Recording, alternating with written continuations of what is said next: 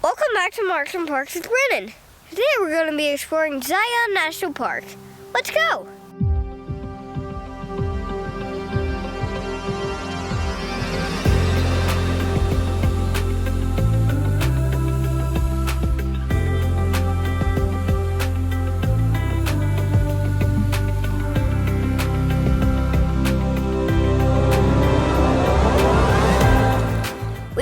Looking forward to driving to Utah today. The weather was supposed to be a bit cooler and we were ready for it. It was such a beautiful drive. Utah has an amazing red rock landscape as well as forested mountainous areas too. I've heard of weathering and erosion, but visiting Utah has given me an up-close look at it. It's simply amazing to see the effects of weather and erosion throughout Utah's landscape. The beautiful scenery of Utah was stunning.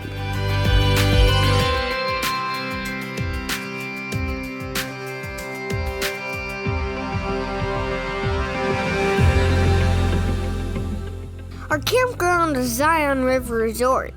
Dad was really impressed with this one. There was access to Zion River just over a rock wall.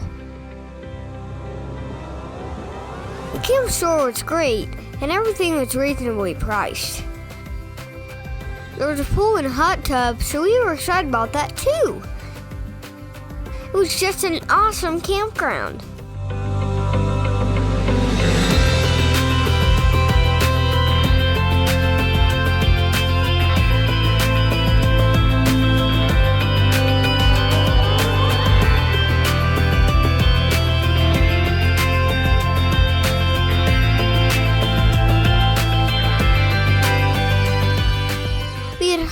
About the beauty of Zion National Park, so we were ready to see for ourselves. Zion has a shuttle system, so Dad was able to take in the full beauty of the area instead of keeping his eyes on the road to drive. We parked just outside the entrance and used our pass to walk through. As soon as we walked through the entrance, we saw a buck snacking on some plants. We took a few pictures and made our way to the visitor center to get my Junior Ranger book.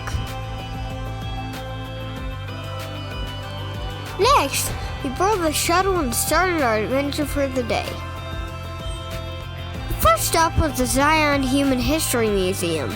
We briefly looked at the exhibits and made our way to the theater. I would encourage everyone who visits national parks to try to take time for the video presentations. I always learn a lot about the history of the park from the videos. As I said earlier, Utah's landscape really shows the effects of weathering and erosion. In Zion Canyon, one of the main influences of the canyon formation was the Virgin River. It is believed that Spanish Catholic missionaries named the river in honor of Mary, the mother of Jesus. The Virgin River carved out the canyon, and it continues to carry away rock today. It's truly amazing to see how erosion has shaped this land.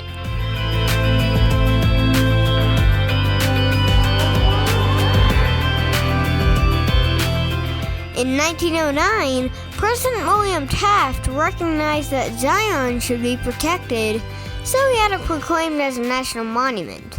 At that time, it was named McCuntaweep National Monument, because that was the name given to the area by the Paiute tribe. They were the sole inhabitants when the Mormon pioneers arrived. The Mormons had been seeking a place of refuge to escape their religious persecution. One of the pioneers, Isaac Bahunan, lived in the area. He had named it Zion Canyon. Zion is a biblical name meaning a place of peace and refuge or sanctuary. Getting into the area was a great sacrifice for the Mormons, and they had a very difficult time making it habitable. But they made it work. They viewed the area as their place of peace. There's Zion. When it was named a national monument, many of the Paiute tribe members had passed on from disease or moved out of the area. It had become a place of the Mormons. Therefore, after much controversy, the name was changed to Zion National Monument in 1918, and then to Zion National Park in 1919.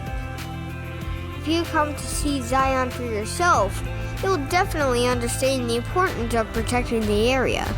It is breathtaking.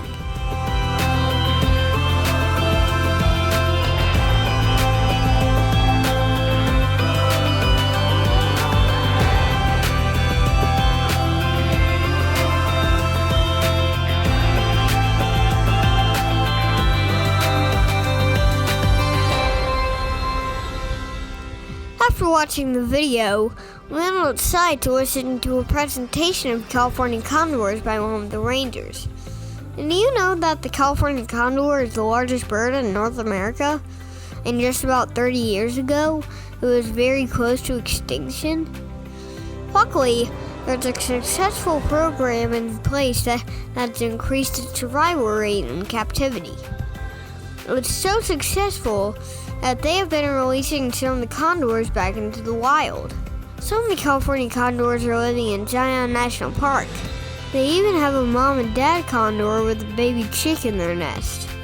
They think it hatched in early May. If it makes it to its flying age in November, it will be the first chick to fledge at the park. I'll be checking back for updates from the park to see if it survived. So exciting! After the museum, we boarded the shuttle again to do some more exploring. Our next stop was the Court of the Patriarchs. I think my gran would probably like to see this place. I believe she would appreciate the religious influence in naming everything. She would also enjoy the beauty of it. Anyway, the Court of the Patriarchs are 3 sandstone cliffs named after Abraham, Isaac, and Jacob from the Old Testament of the Bible. The patriarchs were named by Frederick Vining Fisher, a Methodist minister who ventured into Zion in 1916. We took some pictures here and admired the beauty before getting back on the shuttle. Our next stop was at the Zion Lodge. We took a walk to find a place for a picnic lunch, and I was able to get an up-close look at another deer. I knew not to touch them or threaten them, and I enjoyed watching her eat for a while. She didn't seem uncomfortable about me being there at first, but after a few minutes, she decided we needed more space between us. We ate our lunch, I worked on my junior ranger assignments, and we took a short hike to the waterfalls. It was a little steep, and some places were narrow with scary drop-offs over the edge. But we were careful and we enjoyed the view as we hiked up the trail. It was a small waterfall, but it was neat that you could follow the trail underneath it. We decided to turn around at the lower waterfall and make our way back to the shuttle.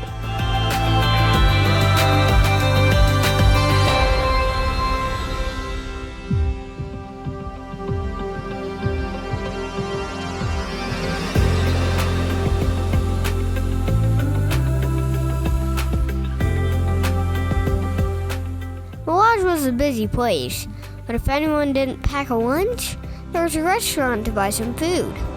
There was also a beautiful green grassy area with a large tree for shade in front of the lodge.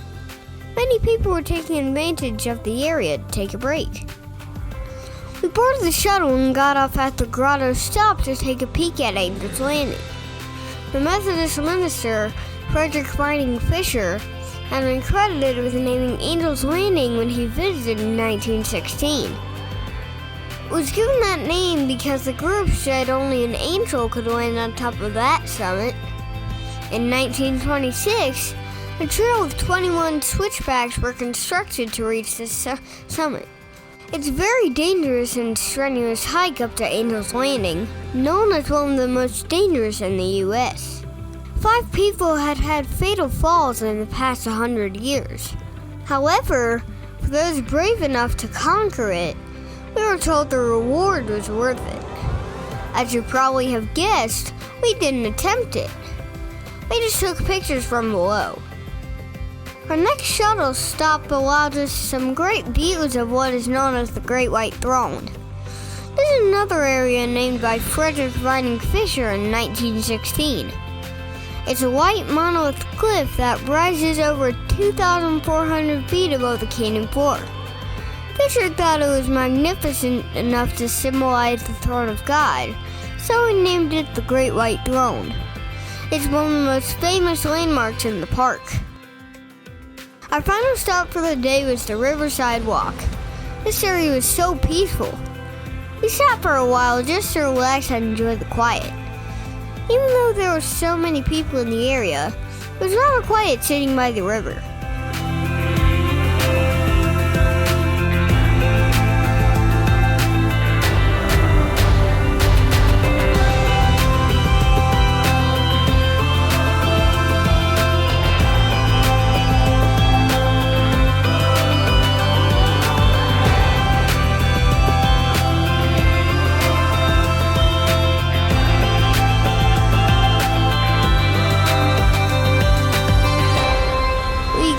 Things and boarded the shuttle for the 45-minute ride back to the visitor center.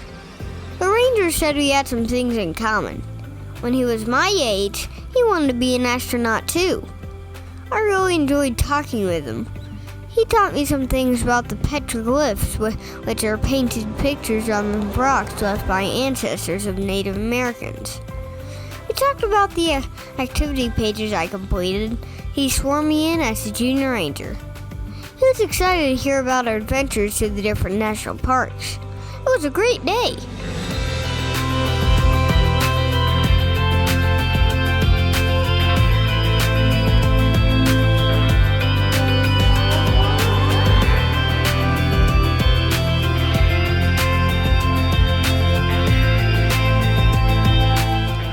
Our next park will be Bryce Canyon National Park.